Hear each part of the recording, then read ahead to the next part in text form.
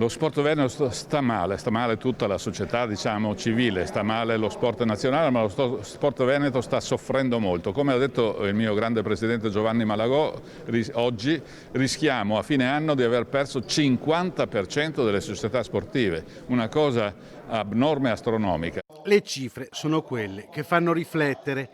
In Veneto il Covid ha allontanato dalla pratica sportiva il 25-30% degli under 10, il 15% dei giovanissimi e il 50% degli over 30, numeri che potrebbero portare alla scomparsa di molte società sportive.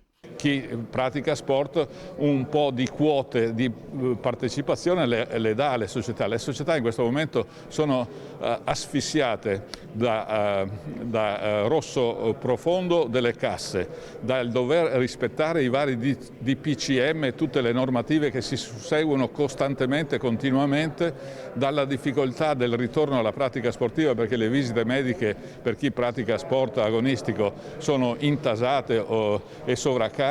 Tutto questo imbuto, questo coacervo di cose, di aspetti organizzativo-burocratici ed economici fanno sì che lo sport veneto sta soffrendo molto. Intanto il CONI continua a sostenere le società con l'apertura di 5 sportelli, 2 già esistenti e 3 nuovi.